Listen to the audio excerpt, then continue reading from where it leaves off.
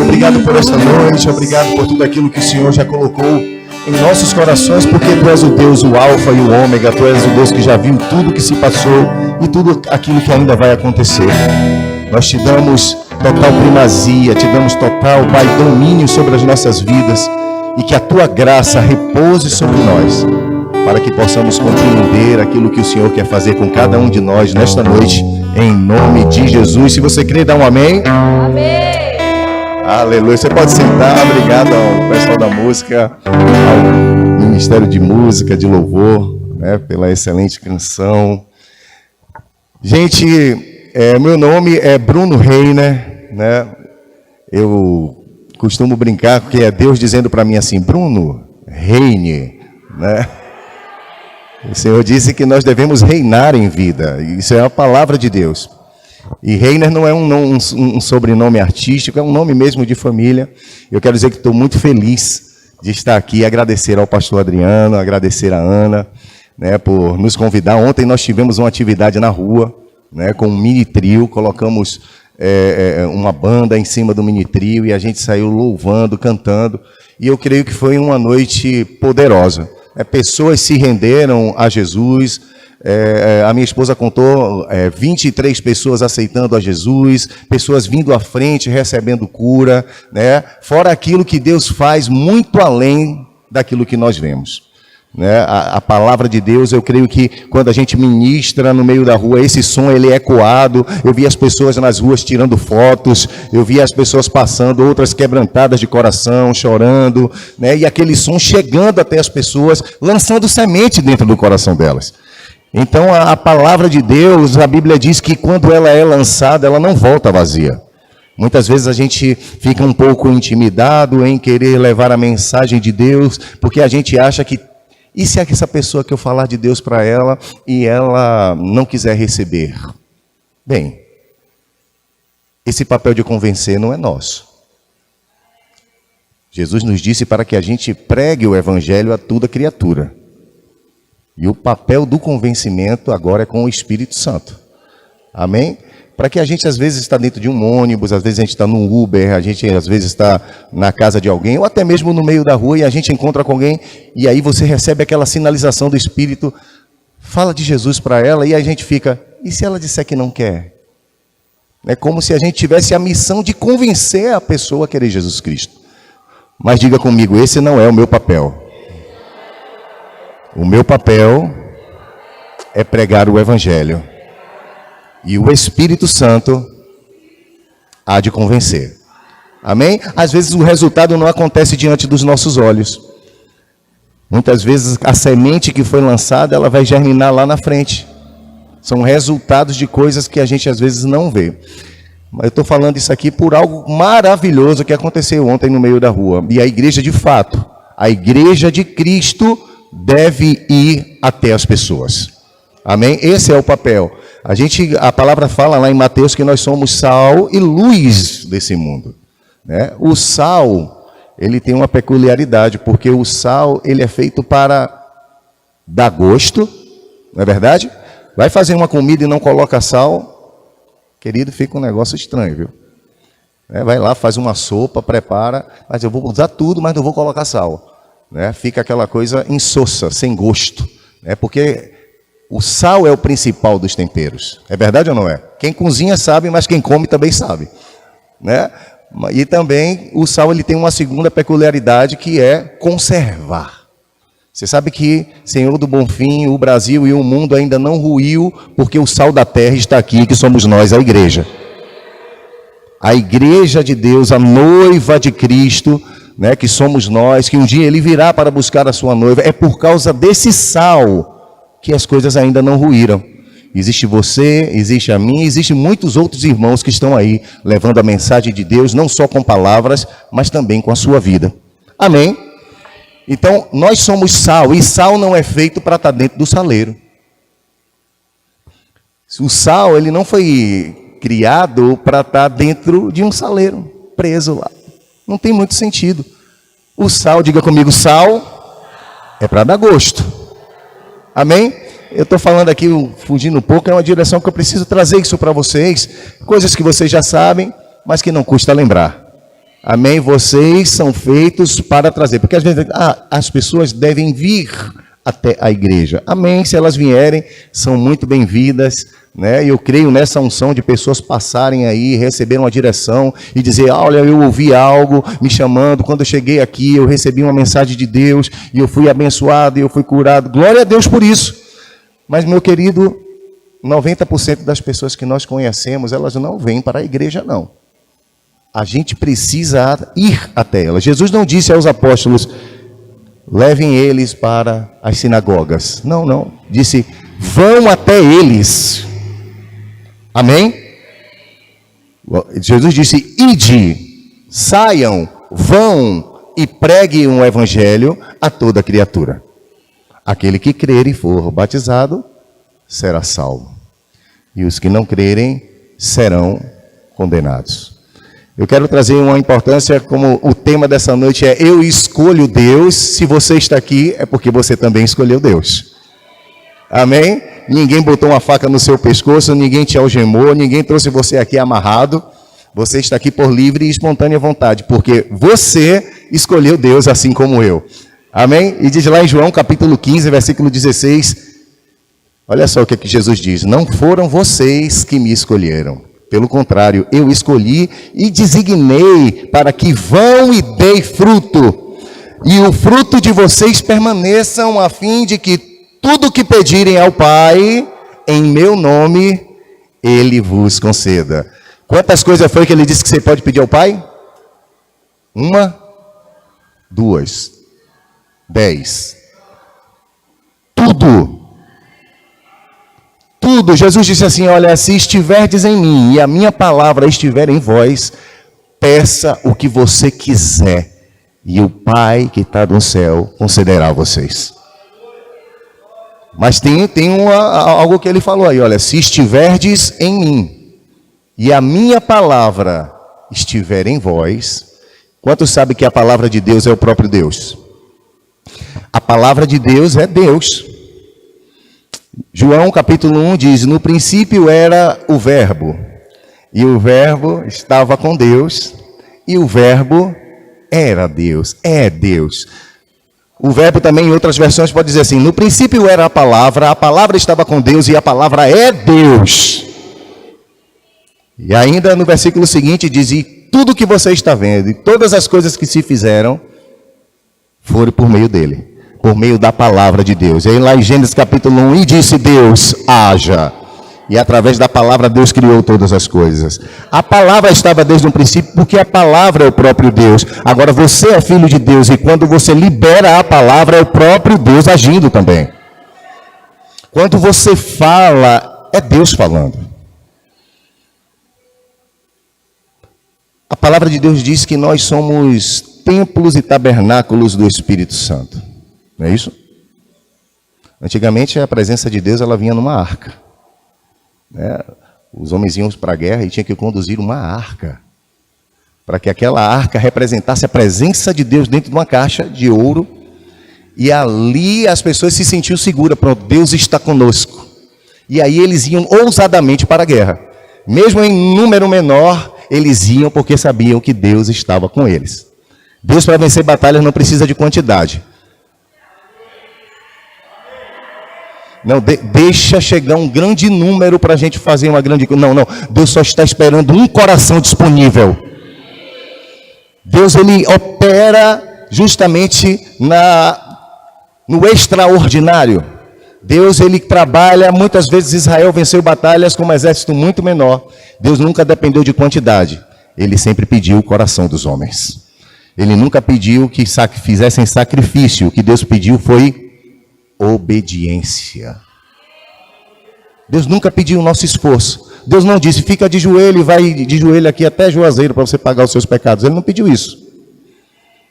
Não acenda uma vela todo dia e fica orando lá, faz um esforço tremendo, coloca umas cruzes nas costas, vai subindo escada, até sair sangue dos seus ombros, para você receber. Não, ele não pediu nenhum sacrifício. Ele pediu a nossa obediência.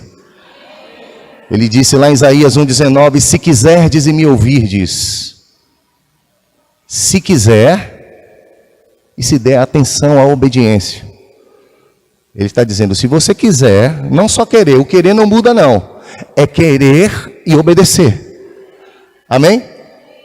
Então, o que Deus pede para nós é para que nós sejamos treinados para não cair. Diga comigo, treinado para não cair. A igreja, ela precisa ser treinada para não cair. A Bíblia fala que o meu povo está perecendo porque lhe falta conhecimento. O meu povo, que povo é esse? Ele não está falando de alguém que não conhece a Cristo. Ele não está falando de alguém que nunca ouviu a mensagem de Deus. Ele não está falando de alguém que está nascendo nesse momento. Ele está falando o meu povo, que se chama pelo meu nome. Quantos se chamam pelo nome de Deus e filhos de Deus aqui? Somos nós os filhos de Deus. Jesus disse, vocês são os embaixadores. O apóstolo Paulo disse, eu sou um embaixador de Cristo. Embaixador quer dizer representante de um reino. Você está aqui, mas você não pertence aqui. Você está na terra, mas você não pertence à terra. Você tem um reino e é desse reino que mantém você. É esse reino que é a sua força. É esse reino que é a sua alegria. É esse reino que te sustenta. É esse reino que é a rocha dos seus pés. Um embaixador, ele sabe muito bem quem é que está mantendo ele.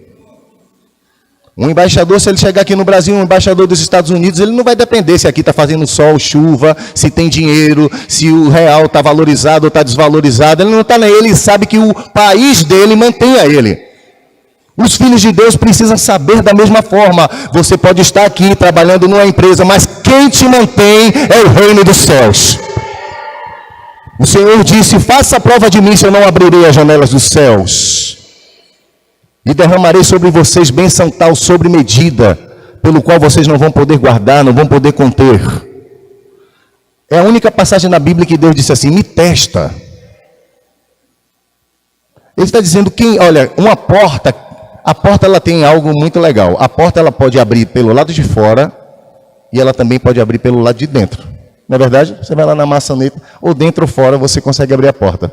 Agora, uma janela só consegue abrir quem está do lado de dentro. O homem não consegue abrir essa janela. Ele disse, faça a prova de mim, se eu não abrirei as janelas dos céus. A janela pelo qual só Deus abre. Deus está querendo um povo em obediência.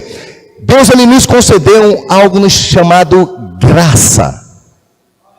Quando você aceitou Jesus, não foi só o presente da salvação. Isso só bastaria, já é grande coisa. Já valeria demais. Se não, é só para você ser salvo, só para você não perecer, só para você não ir ao inferno. Se fosse só por isso, já valeu a pena. Concorda ou não? Mas não foi só isso. Quando Jesus morre na cruz, ele morre na cruz para que a gente seja salvo, para que a gente seja curado, para que a gente seja liberto, para que a gente seja cheio de alegria, de longanimidade e para que a gente receba a graça que ele nos concede. Para que essa graça? A graça é o antídoto contra o pecado. Eu ouço muitas canções por aí, as pessoas cantando assim, não, porque a gente vai ter que cair, e quando a gente cair, a gente vai levantar, e quando cair de novo. Mas a Bíblia não diz isso. Não importa o que os cantores estão cantando, a gente tem que ver o que está escrito na palavra de Deus. E a graça de Deus basta. O apóstolo Paulo, ele recebe um espinho na carne, e aí ele vai dizer, Senhor, eu estou com um espinho na carne, e aí o Senhor diz, Paulo, a minha graça te basta. Aquele espinho na carne, alguns dizem que é um espinho de fato que incomodava ele, mas alguns estudiosos também dizem que esse espinho na carne eram pessoas que perseguiam a Paulo, pessoas que queriam a morte de Paulo, pessoas que não queriam ouvir as verdades que Paulo tinha trazido por meio de Jesus Cristo. E ele dizia assim, dentre todos os meus inimigos, eu ainda tenho o pior deles, que são os falsos irmãos, aquele pelos qual eu não posso identificar, é o espinho na minha carne. E Deus disse, Paulo, a minha graça te basta, é o poder capacitador, para que você não encontre nenhuma barreira para te parar. A graça nos leva onde a nossa força natural jamais nos levaria. A graça de Deus é o poder dado por Deus para nos levar até o fim da nossa carreira em Cristo. Agora vamos ver o que é que a palavra diz. Vamos ler aqui. Em Colossenses capítulo 1, versículo 6. Se você puder abrir a sua Bíblia, eu queria pedir que você abrisse rapidamente, senão você pode anotar. Quantos estão recebendo a palavra do Senhor? Diga, eu escolho Deus. A graça é a força capacitadora para que a gente pratique a santidade. A Bíblia diz que sem ninguém verá a Deus. Como é que Deus está pedindo para a gente ser santo? Será que a gente consegue? Se nós não conseguíssemos, Deus deixaria de ser justo para ser injusto. Concorda? Ele estaria nos pedindo algo que a gente não consegue. Seja santo. Como é que eu posso ser santo? Mas se Ele pediu, é porque a gente pode. Antes da gente começar a ler Colossenses, se tem alguém que conhece, a gente é o Criador. Se tem alguém que conhece esse aparelho mais do que ninguém, é o cara que construiu ele. Se tem alguém que conhece mais desse aparelho aqui, é alguém que construiu a caixa de som, o microfone. Quem conhece é o fabricante. E Deus está dizendo, vocês podem infinitamente mais. Vocês farão obras maiores do que eu. Tudo é possível ao que crer. Diga, tudo é possível. Ele não disse, olha, algumas coisas vocês vão conseguir, outras talvez não. Ele disse tudo. Vamos lá. Colossenses 1,6 diz assim. Aqui está o apóstolo Paulo falando com o povo de Colossos e assim ele fala. Que chegou até vocês esse evangelho que está produzindo fruto e crescendo em todo o mundo. Assim como acontece entre vocês, desde os dias em que ouviram e entenderam a graça de Deus na verdade. Esse povo aqui, ele tinha entendido o que era a graça de Deus. Aí o que é que o apóstolo Paulo está dizendo assim? Olha, esse evangelho que tem sido pregado, ele está se espalhando no mundo todo. E agora o que acontece com vocês é que vocês são um povo diferente.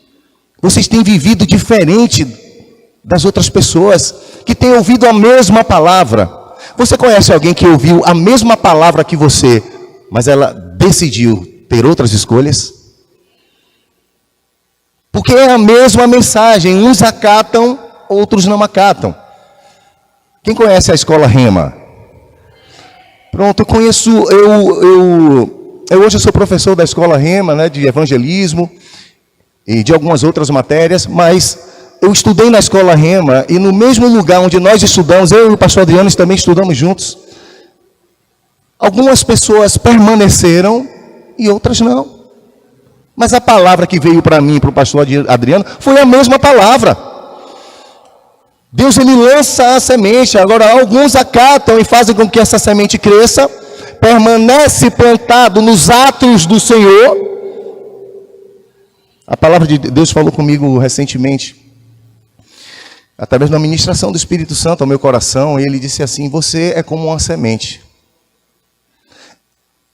E uma semente na mão de um homem, ela não tem muito sentido. A semente, ela só conhece o seu propósito e o porquê que ela nasceu quando ela é plantada. Aí você vai conhecer o que é aquela semente e que fruto aquela semente dá. Se eu pegar um monte de semente na minha mão, eu vou saber para que é essas sementes aqui. Eu sei que é semente, mas não sei o que é. Mas quando uma semente é plantada, o fruto vai identificar a árvore. Quem dá manga é mangueira. Quem dá banana é bananeira. E a gente conhece depois que a semente é plantada. Nós somos sementes. Você só vai saber o seu propósito em Deus se você permanecer plantado na casa do Senhor. Tem coisas que você fica se perguntando, o que é que eu vou fazer, Senhor? Por que é que eu estou aqui? Senhor, eu ainda não estou entendendo o que é que eu quero. Permanece plantado. Permanece. Nenhuma árvore pode crescer e dar muito fruto se ela ficar mudando de um canto para outro. Passa um mês aqui, uma semana ali, tira, planta ali. O que é que vai acontecer? Aquela árvore não vai crescer como ela deveria crescer e nem vai dar o fruto, porque ela não conseguiu criar raiz. Deixem as raízes de vocês crescerem dentro da igreja.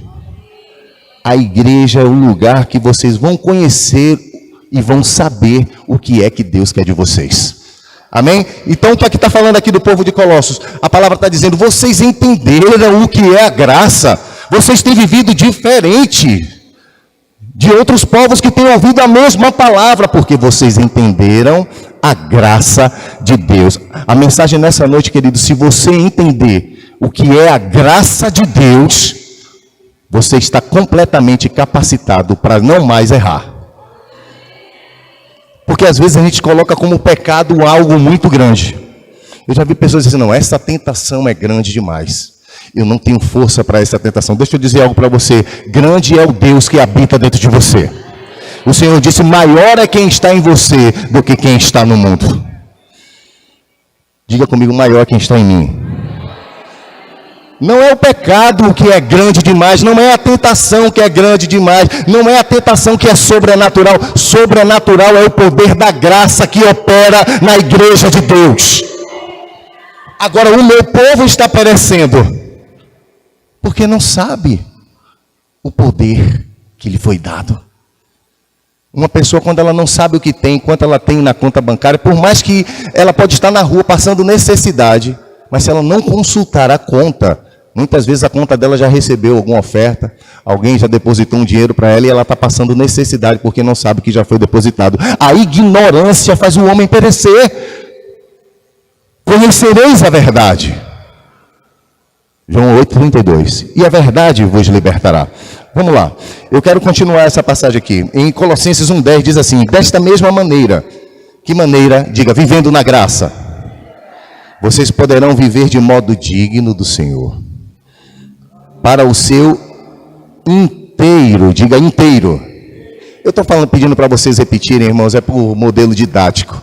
Para você pegar as palavras-chave, diga comigo inteiro. Para que vocês possam viver de inteiro agrado, frutificando em toda boa obra e crescendo no conhecimento de Deus. Essas palavras não é desse cabeludo que está com o microfone na mão, não.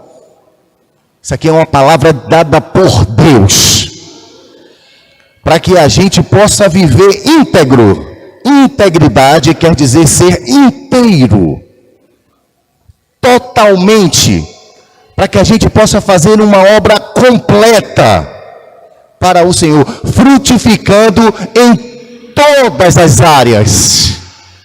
Ele diz aqui, ó, frutifiquem em toda boa obra, crescendo para o conhecimento de Deus. O povo de Colossos estava preparado para não cair. Você concorda que nesses dias e os dias que estamos vivendo são dias maus, dias onde tentações são colocadas diante dos nossos olhos com tanta facilidade? Você não precisa sair para pecar. Dentro de casa mesmo, na hora que senta no vaso sanitário, pega o celular e ali já começa. Não precisa ir muito longe. Antigamente as pessoas tinham que se deslocar para um cinema, ir numa locadora, alocar um filme. Hoje em dia está tudo na mão das pessoas. E aquelas distrações, muitas vezes disfarçadas somente de distração, faz com que muitas vezes o crente escorregue. E aí diz, eu não tenho força, eu não consigo parar de olhar. Querido, não tem nada que possa parar você. Não tem nenhum desejo, nem da carne, nem de Satanás, porque o que Satanás pode fazer com nós? A Bíblia diz lá em 1 João, que o diabo não pode tocar em nós. Você se alegra com isso? Ele não pode tocar. Mas o que é que ele pode fazer? Ele pode pegar um prato, daquilo que eu ou você gosta, e colocar debaixo do nosso nariz para cheirar aquele prato. E aí a gente sente o cheiro. E aí o que é que a gente faz? O próximo passo não é o Satanás. Não é o diabo, não é o inimigo, não é o demônio. A decisão é nossa. Façamos o homem, de Gênesis capítulo 1, a nossa imagem e a nossa semelhança. Deus disse, quer saber como é Deus? Deus é igual a um homem, ele é cabeça, corpo e membros. E não pense que Deus é aquele velhinho de barba branca sentado fazendo ro, não, que esse aí é Papai Noel. A gente vai se surpreender quando estiver na frente de Deus. A gente vai ver uma pessoa muito bonita. A mente vai dizer, Deus. Amém? Isso são coisas que a gente vai fantasiando e vai criando coisas, mas Deus é um homem. Cheio de poder, criador dos céus e da terra, todo poderoso. Mas é um homem, ele disse, façamos o homem à nossa imagem. E o que é a semelhança? É o poder de escolha. Ninguém te obriga a nada. Você está em Cristo porque você quis. Ninguém meteu a faca no seu pescoço. Você casou porque você quis. Ninguém te forçou. Você é livre. Então ele está colocando diante, ele diz, coloco diante de vocês dois caminhos, caminho de morte e caminho de vida. Escolhe, pois, o caminho da vida. E ele dá o conselho. Ele sempre vai nos instruir. Agora não podemos pegar e dizer que o pecado é muito forte. Eu não consigo, tem coisa que é muito grande para mim, querido, não existe.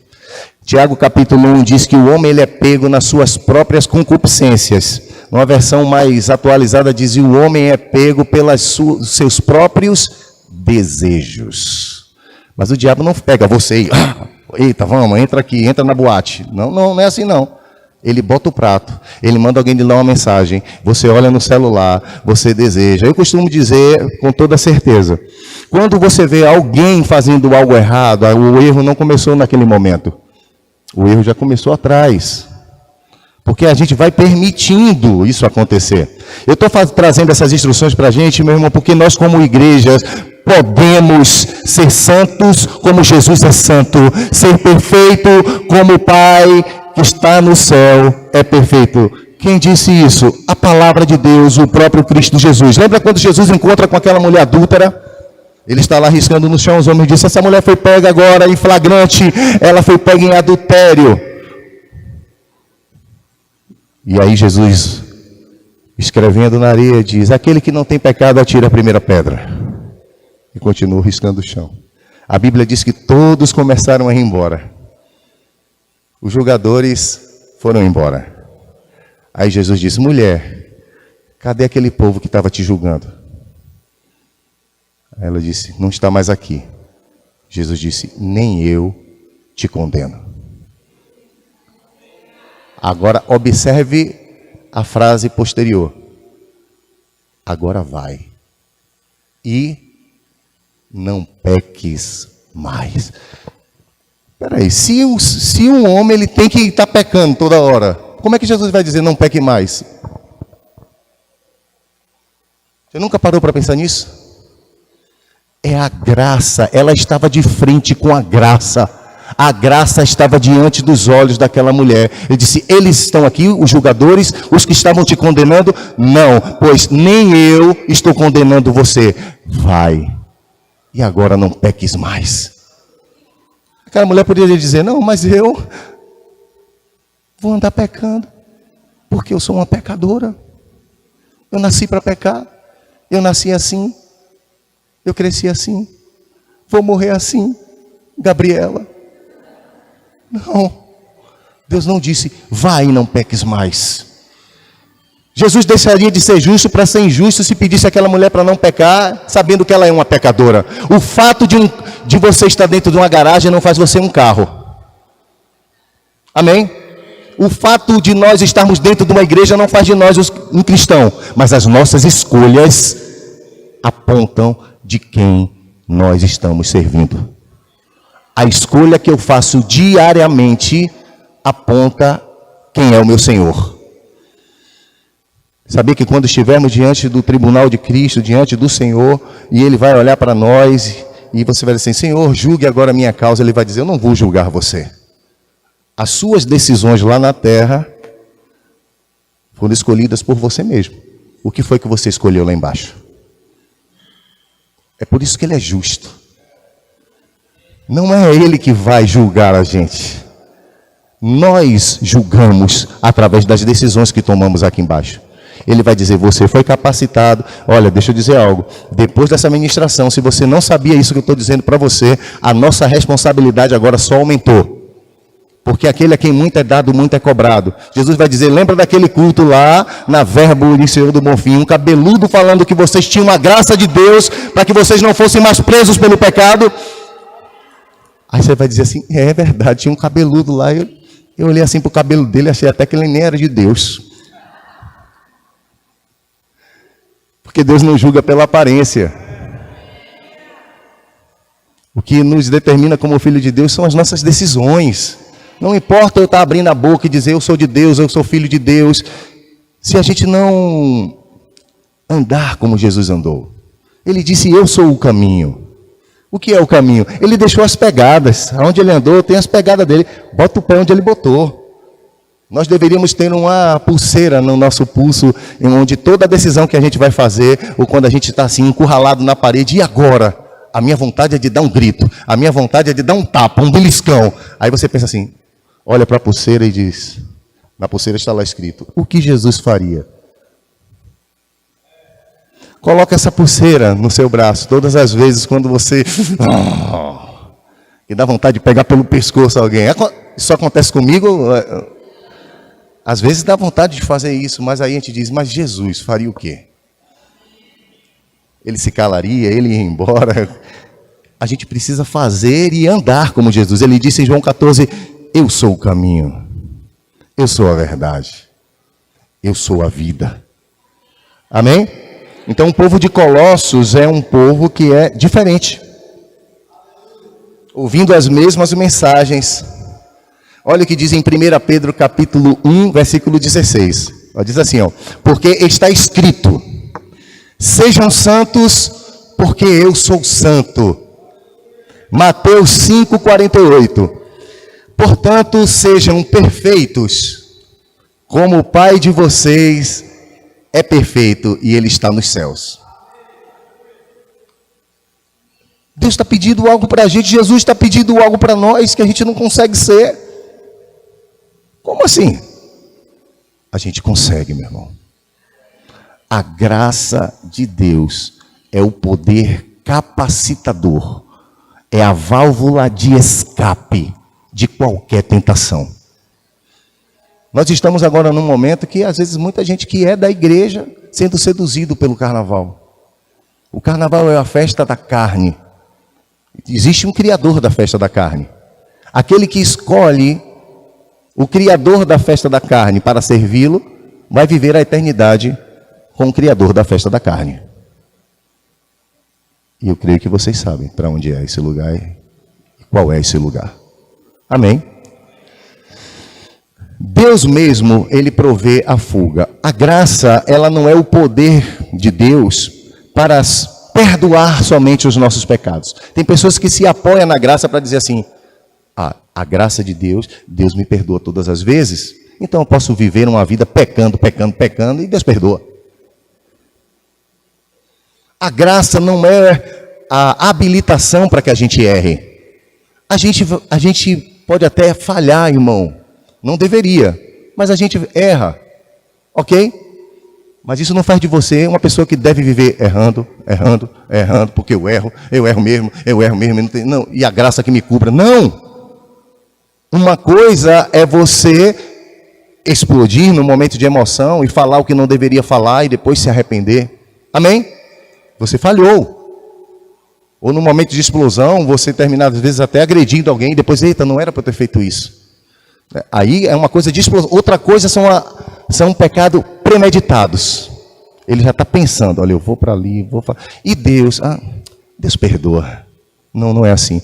Todas as vezes que um ser humano faz isso, ele está pegando Jesus Cristo novamente e cravando na cruz, dizendo, Jesus, o que você fez por mim lá não valeu a pena. Morra de novo na cruz por mim. É a gente desconsiderar o que Jesus já deu na cruz do Calvário. Ele se entregou por nós. Ele negou as suas vontades. Amém? Essa palavra, irmão, muitas vezes não vai trazer muito glória a Deus, não. Mas eu tenho certeza que essa palavra vai mudar você. Você precisa sair daqui entendendo, eu estou empoderado pela graça de Deus. O antídoto para que eu agora saiba que eu tenho a força de Deus para não mais errar. Isso nos fortifica. Todas as vezes que uma tentação vem para mim, eu digo, tentação, você não é mais forte do que eu. Eu tenho a graça de Deus. E eu venço o desejo da carne. Quem está entendendo isso? Isso é muito importante para nós como igreja de Deus andar nesses princípios. 1 Coríntios 10, 13 diz assim: não sobreveio a vocês nenhuma tentação que não fosse humana, Mas Deus é fiel e não permitirá que vocês sejam tentados além do que você possa suportar. Pelo contrário, juntamente com a tentação, Ele proverá livramento para que vocês a possam suportar. Resistir ao diabo e ele fugirá de vós. Ele está dizendo aqui, não tem nenhuma tentação que venha sobre nós que seja sobre-humana. Antes ele já preparou o escape. Qual é o escape? Diga, a graça de Deus. A graça de Deus é o antídoto para que não mais erramos. Agora, muitas vezes você vê os jovens, principalmente hoje em dia, eles gastam 8 horas na frente de um celular, assistindo um seriado, na Netflix, e aí quer dar somente 5 minutos para as coisas de Deus. Quem é que você acha que vai vencer a batalha? Ele passa 8 horas alimentando a carne e passa 5 alimentando as coisas de Deus. Lógico que vai vencer aquele que está mais bem alimentado. Eu lembro muito bem de um exemplo de 2 cachorros, um homem que tinha 2 cachorros, um branco e um preto, e ele era dono desses cachorros, reunia os amigos para fazer aposta qual era o cachorro que venceria a luta. E todas as vezes que ele apostava no branco, o branco ganhava. Quando ele apostava no preto, o preto ganhava. E aí os amigos diziam assim, rapaz, como é que você nunca erra? Quando você aposta no preto, o preto ganha. 15 dias depois, quando tem a nova rinha, você vai lá e aposta no branco, o branco ganha. Você não erra nunca. Ele disse, eu vou te explicar, é simples. Quando eu quero que o branco ganhe, eu alimento o branco. E deixo o preto a semana toda sem comer. Na hora da luta, o branco está nutrido. E assim, no vice-versa. Quando eu quero que o preto ganhe, eu alimento o preto e deixo o branco passando fome. No dia da luta, o preto vai estar mais forte. E o preto vai vencer. Aquele pelo qual nós mais alimentarmos vai vencer as batalhas. A Bíblia diz, a carne milita contra o espírito. E o espírito milita contra a carne. Eles lutam entre si. Deus tem uma vontade, Deus está em você, está em mim. Tem uma vontade de fazer, mas a nossa carne milita contra.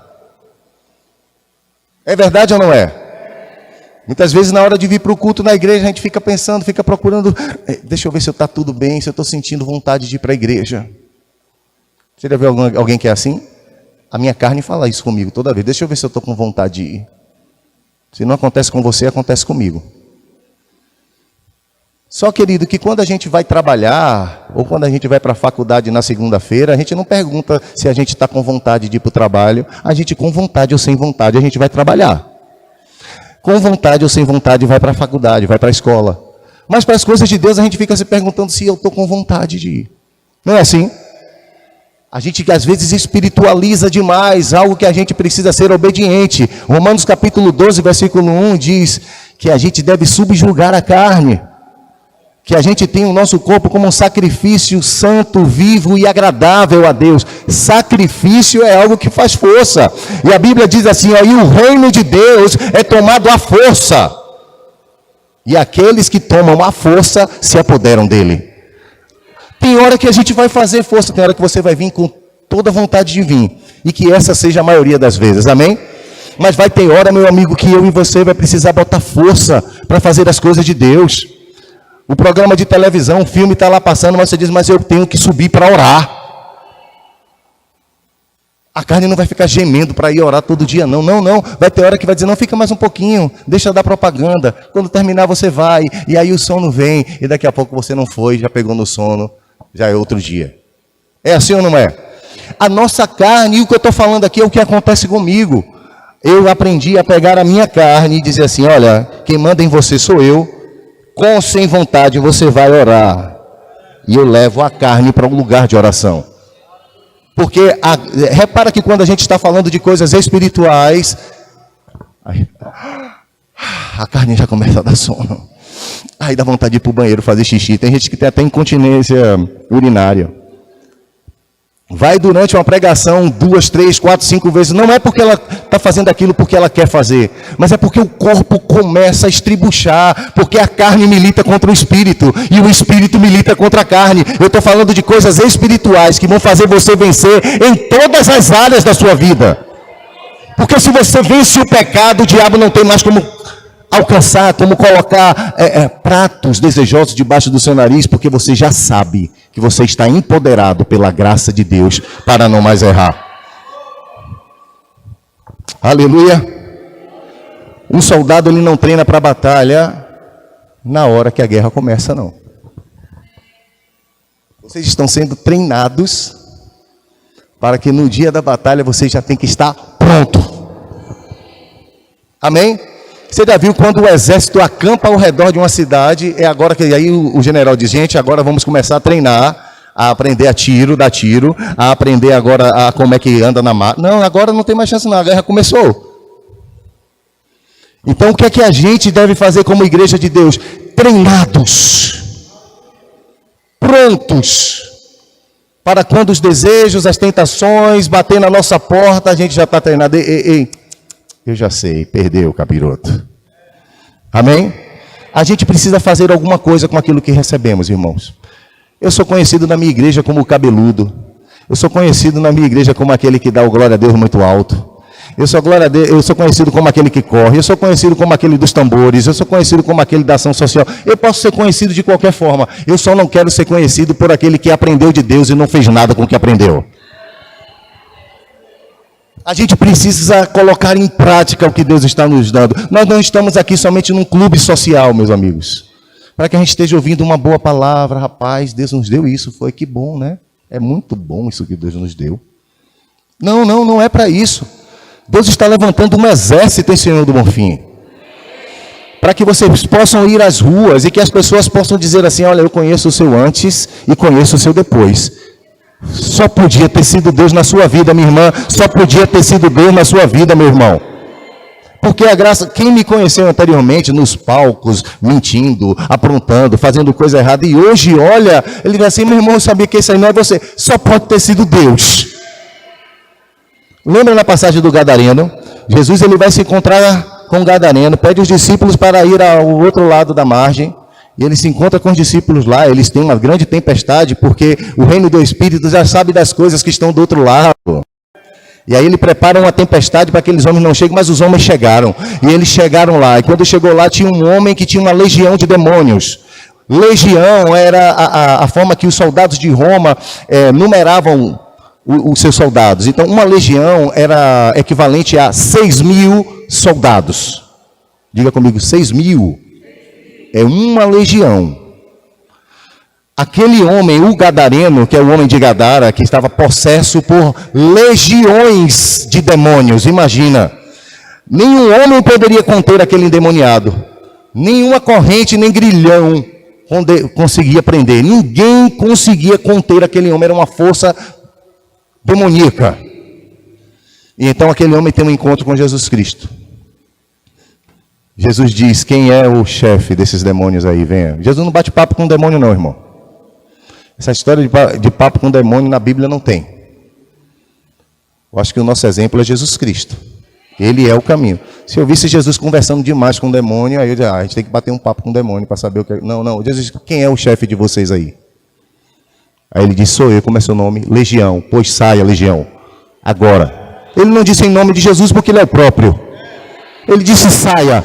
Aquele homem foi purificado, um homem que era sujo, um homem que era conhecido por toda a cidade como aquele que ninguém podia conter. Agora estava com as suas vestes limpas, brancas. E aí aquele homem pede, Senhor Jesus, deixa que eu vá contigo. Aí agora é a concepção de Bruno, tá? Por que Jesus não deixou o Gadareno ir? Ele seria o 13º discípulo. O Gadareno, um homem de legiões de demônios. Um homem que no mínimo ele tinha 12.000 demônios. Para ser legiões, no plural tem que ser 2. Então, se uma legião é 6, ele tinha no mínimo 12.000.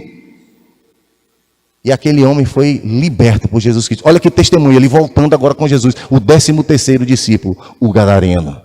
Por que Jesus não levou? Seria um grande testemunho. Sabe o que é que esse homem pede? Senhor, deixa que eu vá contigo. Aí Jesus disse, volte para os seus e conte a eles tudo o que Deus fez por você.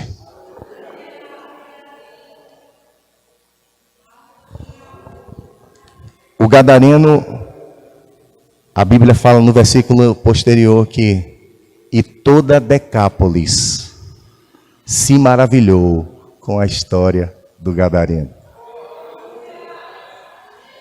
Você sabia que esse gadareno não fez rema? Ele só contou do que Deus fez com ele. Você sabe o que significa Decápolis? Deca quer dizer 10, polis quer dizer cidade. 10 cidades se maravilhavam com o testemunho do gadareno. Ele só precisou contar às pessoas o que foi que Deus fez na vida dele. Às vezes você fica, mas eu não sei muito o que falar, eu não sei muito versículo para fazer. Começa contando o que Deus fez na sua vida, meu amigo. Por que Deus pede para o gadareno voltar para os seus? Querido, se aquele gadareno fosse para um lugar que ninguém nunca tivesse visto o gadareno, ele era mais um homem. Quando Jesus diz, volte para os seus, é para que todos possam ver o antes e o depois do gadareno. O que é que Jesus faz na vida de um homem que se rende a Ele? O primeiro lugar que Deus vai usar vocês é no lugar onde todos já te conhecem. Porque Ele vai olhar para essa mulher e vai dizer, eu conheço ela antes. Está diferente. Eu conheço esse homem, eu vi o que ele aprontava. Tinha que ter sido Deus. Não é possível. Só Deus para fazer isso. Sabe, aquele gadareno estava munido da graça do Senhor.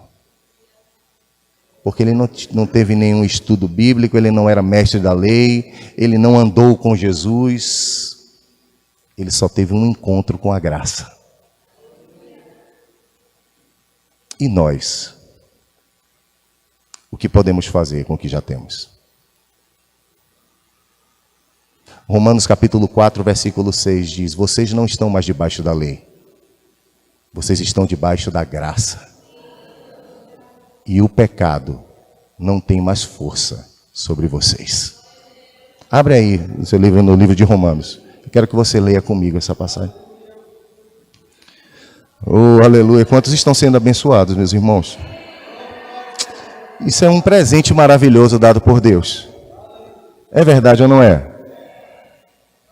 Você saber que Deus, Ele nos capacitou, Ele nos equipou. Romanos capítulo 6, versículo 11. Vamos pegar do 11 e a gente vai subindo. Ó. Romanos capítulo 6, versículo 11 diz, assim também vocês considerem-se mortos para o pecado, mas vivo para Deus em Cristo Jesus. Romanos 6, versículo 14. Porque o pecado não terá domínio sobre vocês. Porque vocês não estão debaixo da lei. Vocês agora estão debaixo. Pegou, meu irmão? Não tem nenhuma tentação que você não possa vencer. Não tem nenhuma tentação que Bruno não possa vencê-la. Não na minha força. Não. Na minha força, não. Mas na graça de Deus que opera em mim. Amém? Essa graça, ela basta. Paulo, a minha graça te basta, Paulo. Mas Senhor, Paulo, a minha graça te basta. Tá bom, Senhor. Jesus, sendo a própria graça, a Bíblia diz que ele foi tentado em todas as áreas. Todas as áreas que eu e você foi tentado, Jesus também foi. Para que a gente não diga assim, mas ele era Deus, por isso que ele venceu. Por isso que ele foi perfeito. A Bíblia diz que ele, sendo Deus, ele se esvazia de si mesmo e se torna homem. E dentre os homens, o menor. Para que a gente agora não diga, ele era Deus. Não, ele se esvaziou e se tornou um homem. Nasceu de uma virgem. A criação, aliás, o Criador nos braços da criação. Uma mulher jovem carregando o Criador do universo nos braços. É muito amor, né? Jesus, ele era tão coberto pela graça do Senhor, que quando ele vai ser crucificado, ele está lá na cruz do Calvário. Pessoas até que ele curou, que ele pregou, que receberam a palavra quando ele ministrou, mas naquele momento disse, ele não era Deus, por que ele não sai dali? Então ele não é Deus, não. E muitos cuspiram, muitos praguejaram, e Jesus olhou para eles e disse, Pai, perdoa-os. Eles não sabem o que estão fazendo. Um amor desse não é um amor humano. É a graça de Deus sobre ele. Quando a gente olha para alguém, que às vezes essa pessoa pode até te desejado muito mal a nós, ter planejado, ter maquinado contra a gente. Mas a graça de Deus faz a gente olhar para essa pessoa de uma forma diferente. A graça de Deus, ela é o poder capacitador para que as nossas vontades não tenham mais força. Vocês não estão mais debaixo da lei. Vocês estão debaixo da graça do Senhor Jesus. Eu queria chamar o pessoal do Ministério de Música. Mateus 5,30 diz assim, Hebreus 12,14.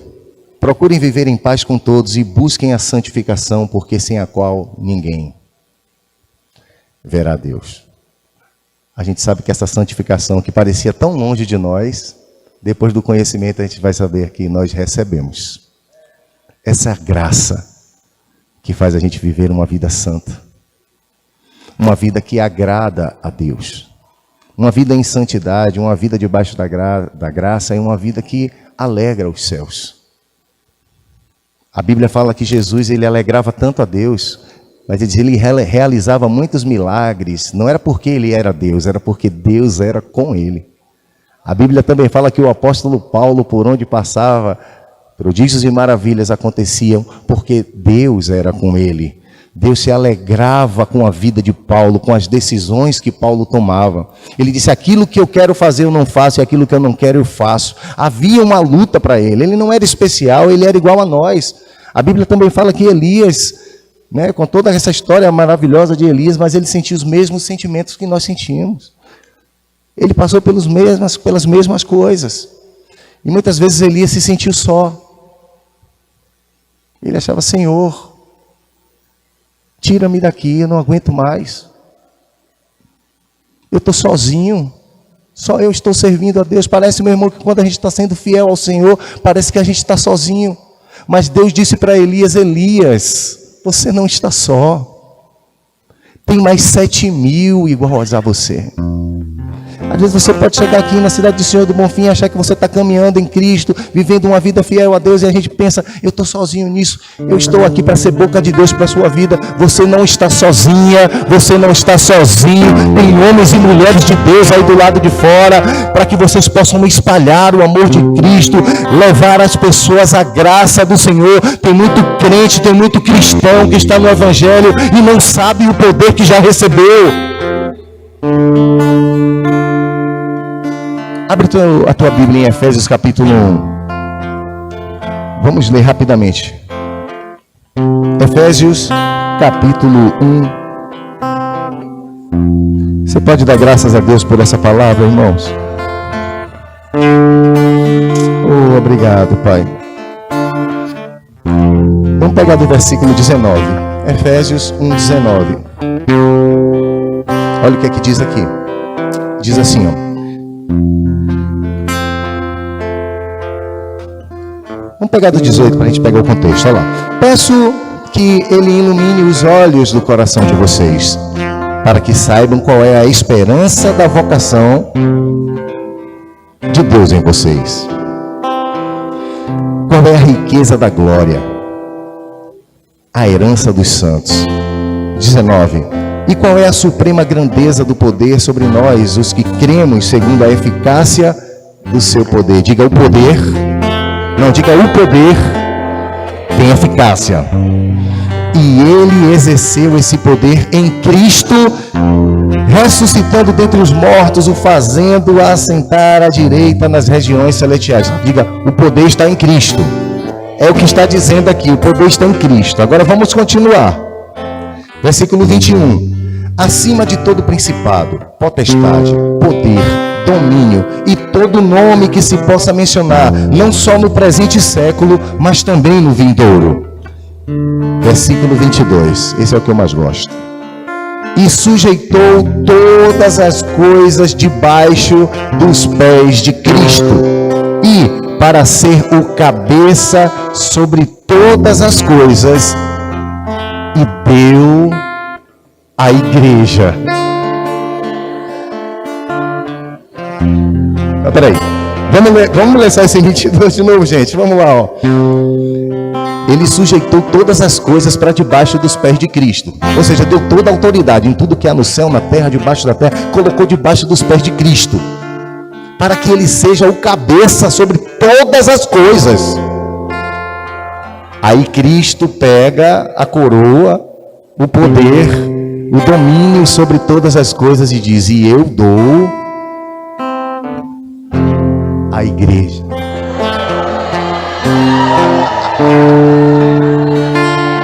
Para quê?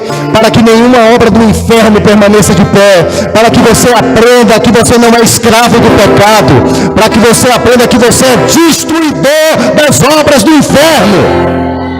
Se está doente, tem que ficar curado pelo poder do nome de Jesus, pela autoridade que Ele nos concedeu.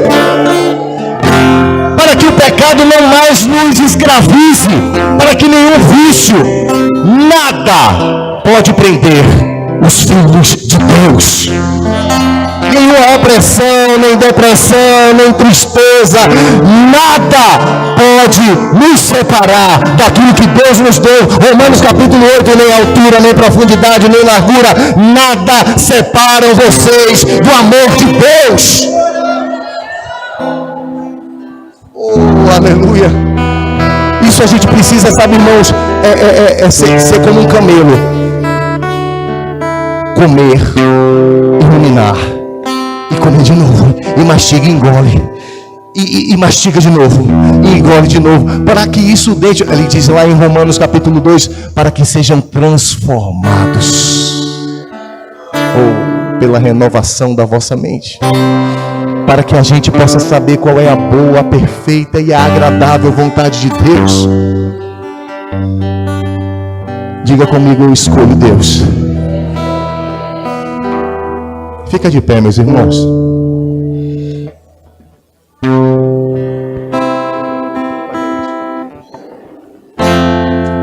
Oh, aleluia. Eu quero que você feche seus olhos. Quero pedir a vocês, meus irmãos, que o presente que nós recebemos, ele é tão grandioso.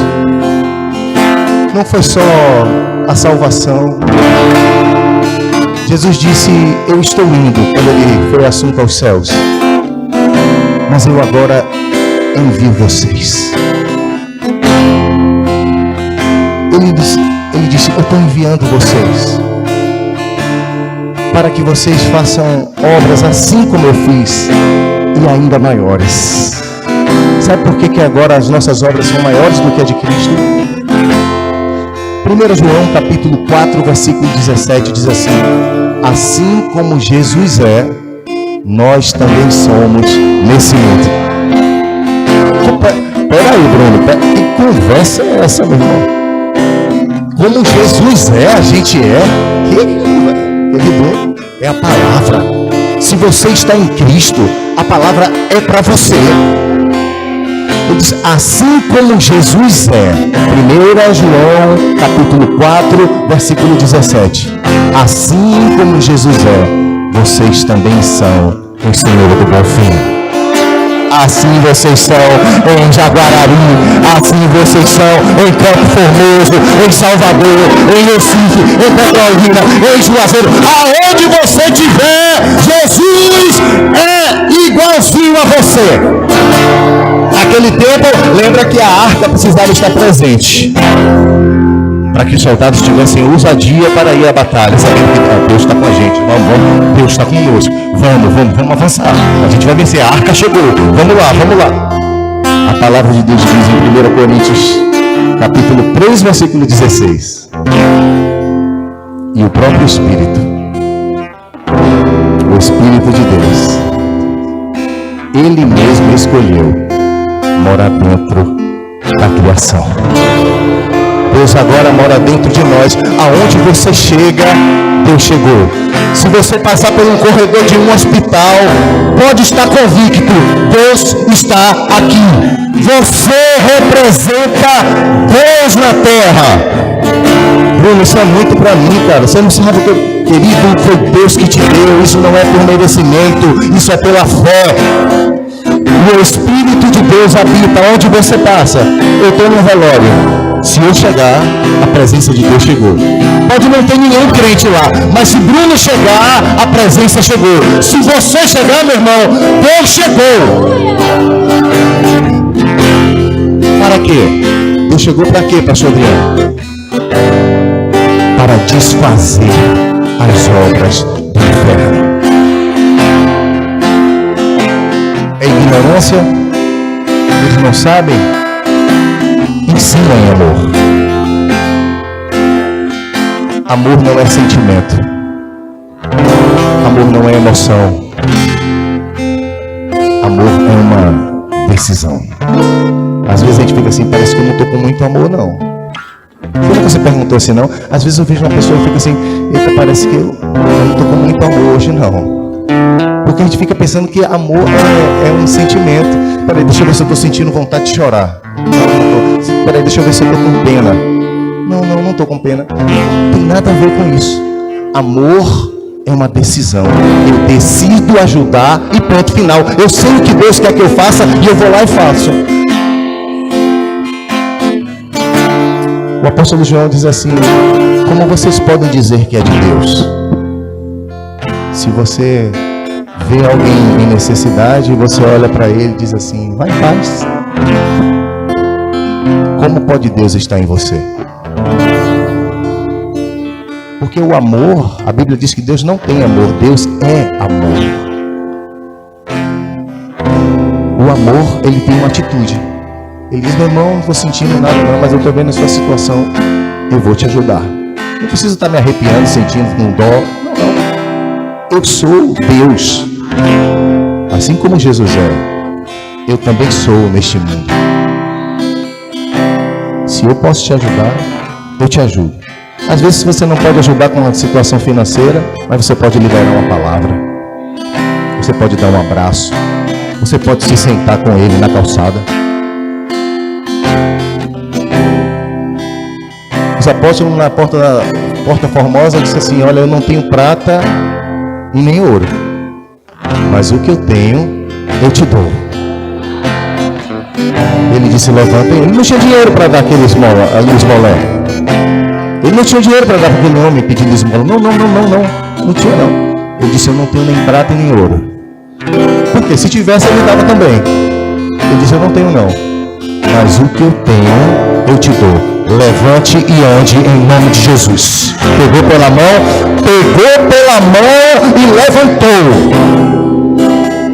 E aquele homem foi curado. Você tem muito de Deus dentro de você. Você tem muito de Deus para fazer, Senhor do meu filho. Diga comigo, eu escolho Deus. O pecado pode até tentar.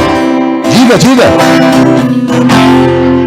O prato pode até estar debaixo do meu nariz. Eu até senti o cheiro. A minha carne quer. Mas eu escolho agradar a Deus. Amém? Vamos cantar. Oh, aleluia, aleluia.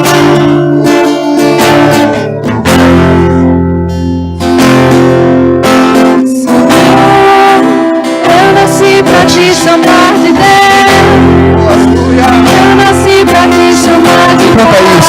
Canta isso. Andar do seu lado.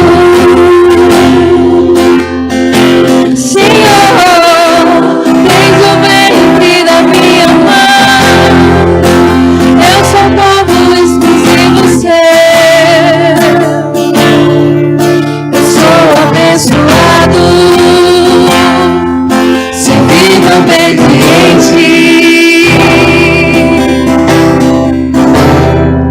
Mas todo dia o pecado vem, me chama. Todo dia as propostas vêm, me chama. Todo dia vem as tentações.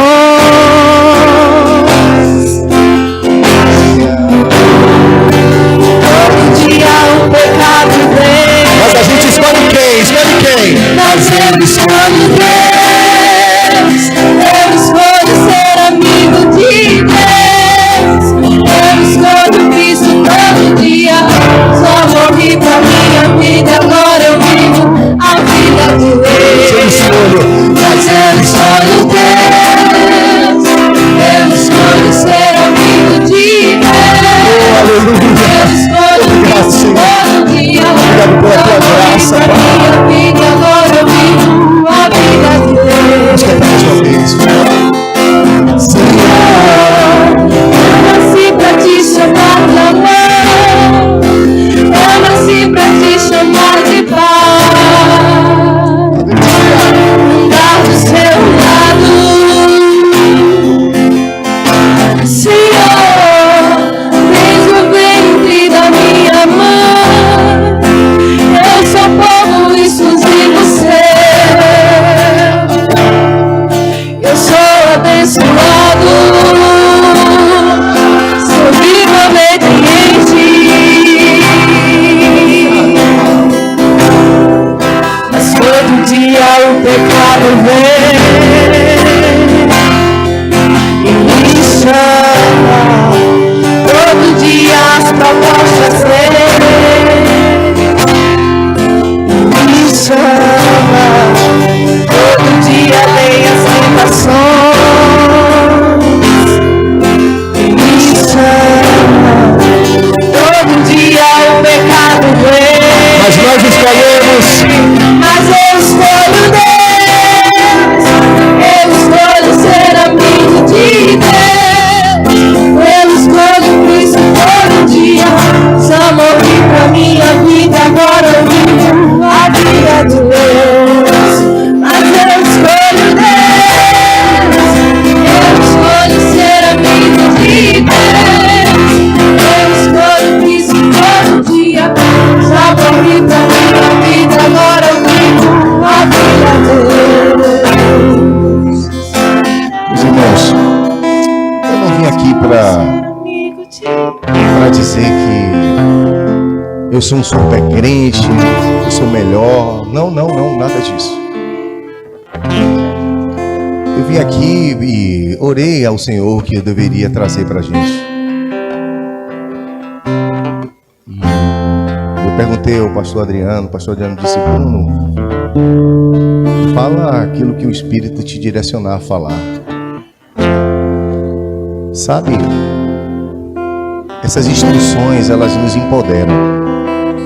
Porque aonde chega o conhecimento, chega a liberdade.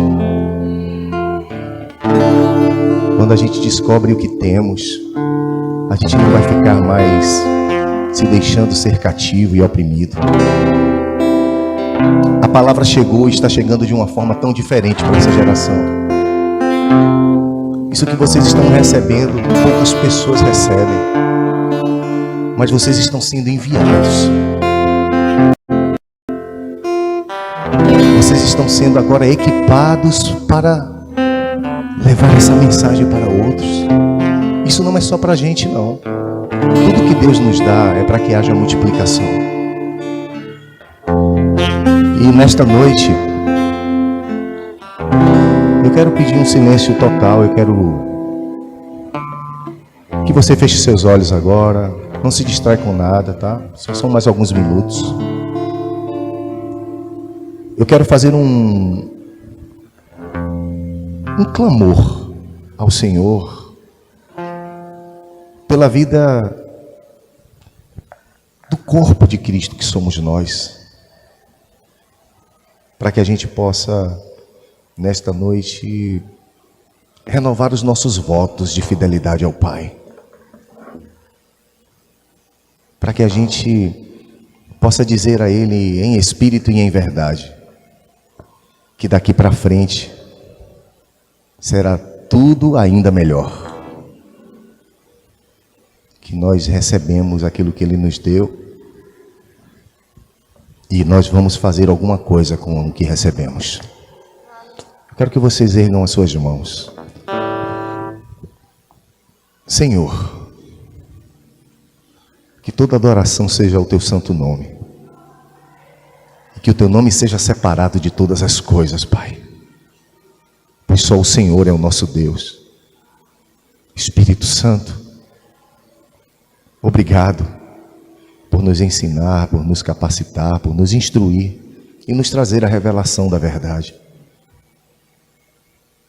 Eu peço em nome de Jesus mais graça sobre cada um de nós, mais entendimento daquilo que nós recebemos, para que possamos viver uma vida que agrada ao Senhor. Em todas as tomadas de decisão, a gente possa estar perceptivo à instrução que vem de Ti, Espírito. Nós declaramos um novo tempo sobre a Igreja Verbo da Vida de Senhor do Bonfim. Declaramos um exército munido, equipado, alegrando ao Senhor. Porque melhor do que viver pregando é pregar vivendo. E que a nossa vida possa exalar esse cheiro para contagiar toda a cidade do Senhor do Bonfim. Obrigado, meu Pai. Obrigado, Jesus, por este presente que é a graça, que nos empodera a ser obediente. Nós te agradecemos na unidade dos santos, em nome de Jesus. Se você crê, dá um amém. Amém. Você que está aqui, eu quero chamar pessoas que sabem que pode dar mais para Deus. E eu quero impor as mãos sobre você. Eu quero que você saia do seu lugar e eu vou liberar sobre vocês uma